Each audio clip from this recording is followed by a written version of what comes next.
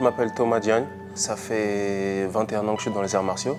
J'ai commencé avec le Kung Fu Wushu, j'ai fait du Sanda pendant longtemps et j'ai commencé le MMA en 2009. Je m'entraînais dans le 93. Je suis parti aux États-Unis en 2009 et depuis je fais du MMA depuis 2009 quand j'ai commencé. J'ai signé avec Strikeforce et j'ai pas arrêté depuis. Tu peux nous raconter, nous décrire le Sanda en 2 temps, 3 mouvements? Alors le Sanda, c'est un sport de pied-point-projection sur 3 fois 2 minutes sur une plateforme sans corde. On peut envoyer liaison point, on peut envoyer coup de pied et on peut aller en saisie arrachée ou n'importe quel takedown. D'accord. Qu'est-ce qui va faire pour toi la plus grosse différence, par exemple, avec le Muay Thai? En Muay Thai, il y a juste des saisies de jambes et balayage. En Sanda, on a la possibilité de lutter directement au corps. Donc ce n'est pas juste des balayages, on a la possibilité de rentrer, soulever ou de rentrer et faire des saisies de judo, avec les gants par contre. Une des saisies sur un middle que j'utilise le plus en Sanda, c'est, on va dire, tu m'envoies un middle gauche, je vais te saisir la jambe avec mon bras opposé et ici je vais partir sur une single leg. D'accord. Tu peux décrire un peu le mouvement, Alors voilà, le décomposer, ouais. Tu vas envoyer ta jambe avec le pied gauche, je vais faire bien attention et je vais la bloquer. Ouais. L'autre bras, il va venir et la saisir pour la sécuriser contre mon bras. Alors, je peux aussi juste la bloquer comme ça, mais j'aimerais bien le bloquer parce qu'il ne faut pas que je me fasse mal en prenant le coup de pied. Donc, je vais bloquer le coup de pied et l'autre main, elle va arriver. Alors, vas-y. Et saisir la jambe. Là, ça me donne beaucoup d'options. Je peux monter, je peux descendre. Là, je vais descendre dans ce cas-là. Okay?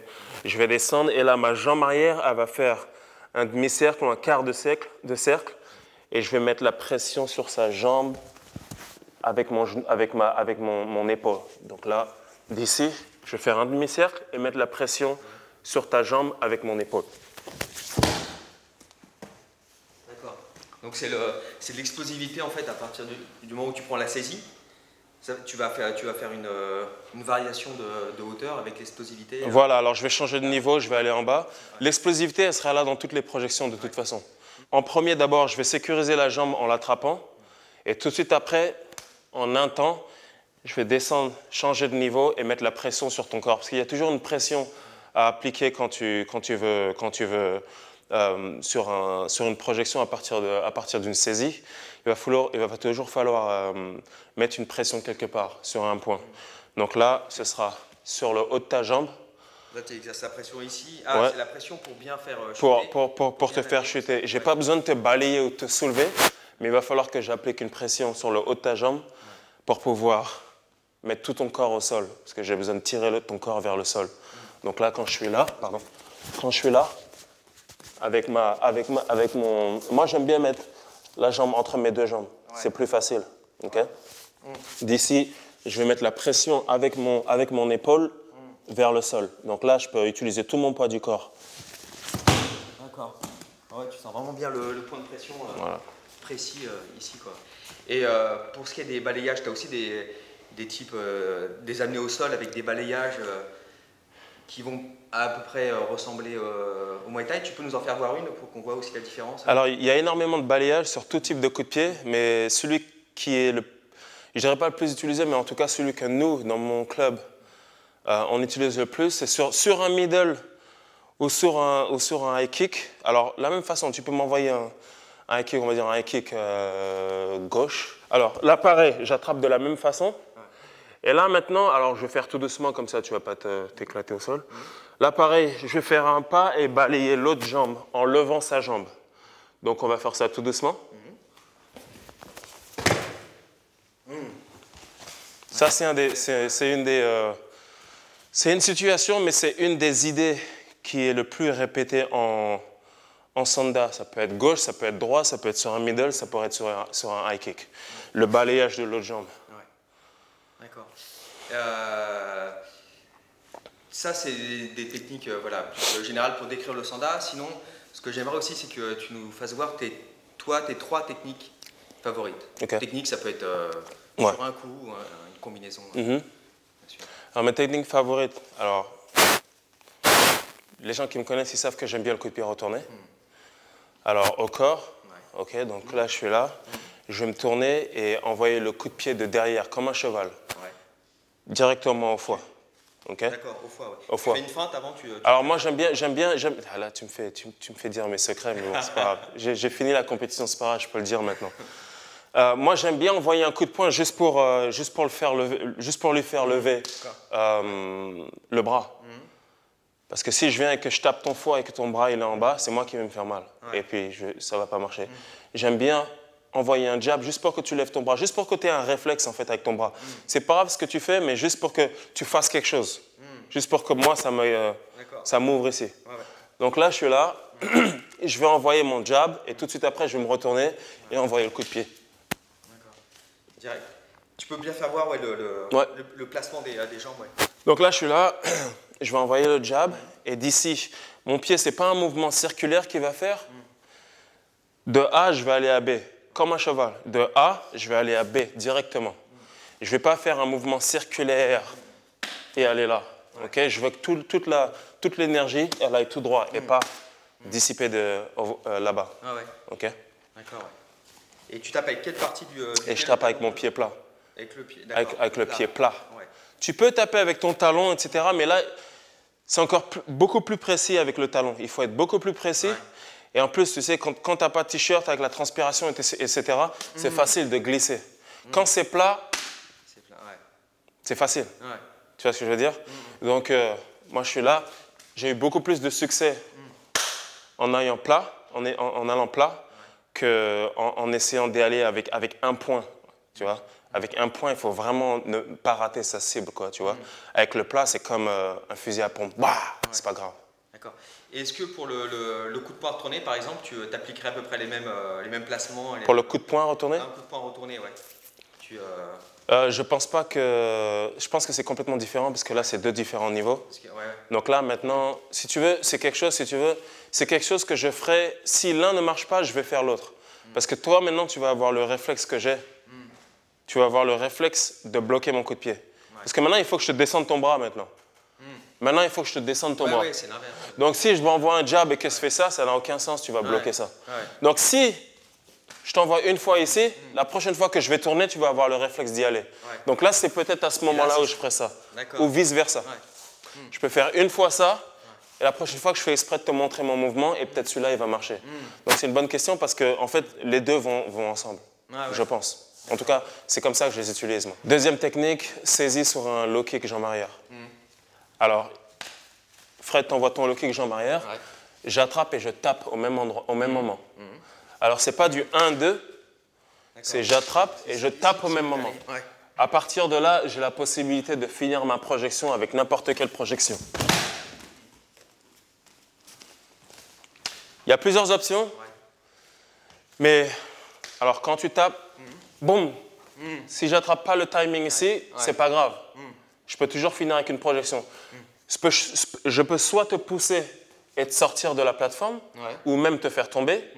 Je peux te faire tomber de cette façon-là, je peux te faire tomber de cette façon-là. Peu importe. Après, Les options sont ouvertes. Voilà. Mais c'est une technique, qui a marché tout au long de ma carrière.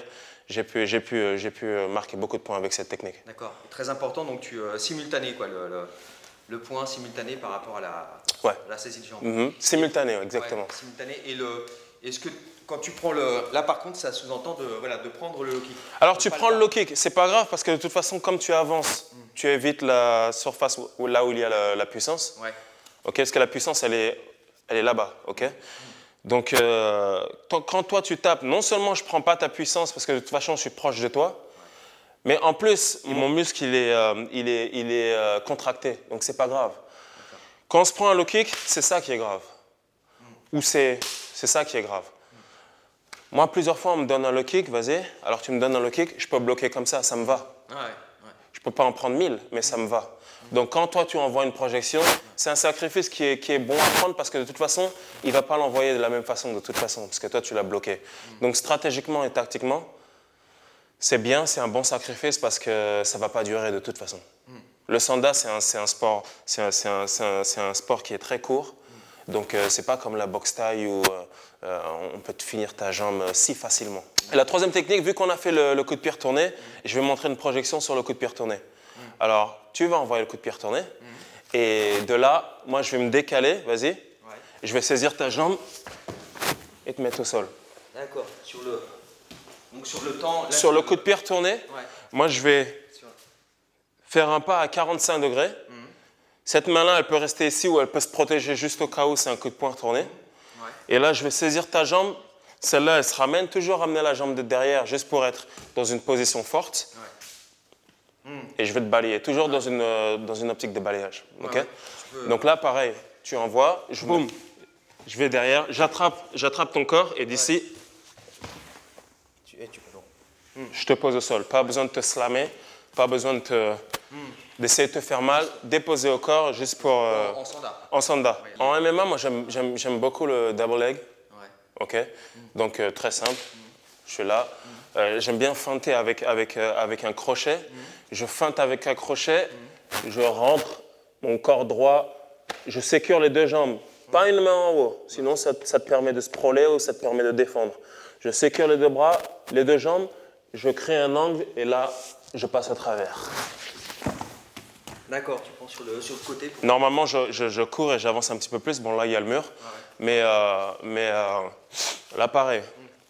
Je rentre, je change de niveau. Je rentre, je crée un niveau et là, je drive.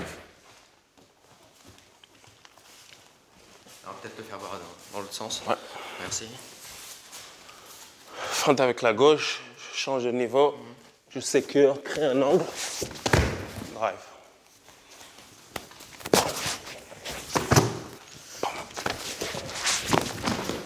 Et là, le troisième et dernier point, est-ce que tu es du genre à vachement te resservir de tes anciens combats pour essayer de progresser? Enfin, je pense que oui.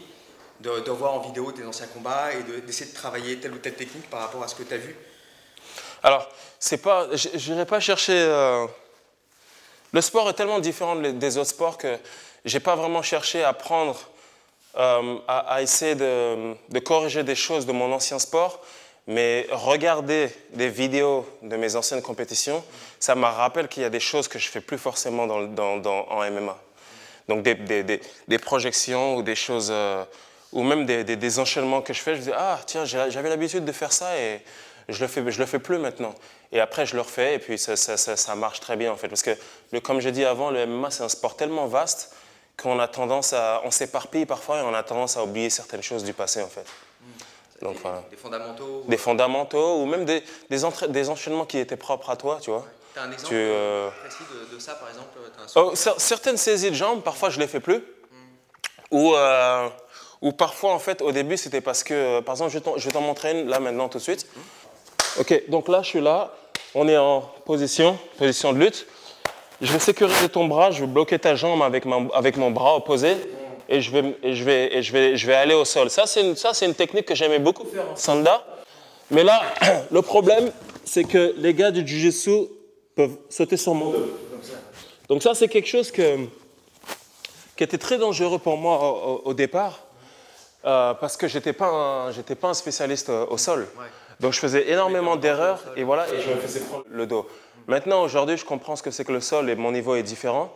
C'est quelque chose que j'ai recommencé et que j'ai en fait amélioré un petit peu. Pour répondre à ta première question, ce serait quelque chose que je citerais, que j'ai dû améliorer, parce que maintenant, je sais comment faire cette position, cette projection et avoir une bonne position au sol en fait. Donc ce sera celle-là en fait.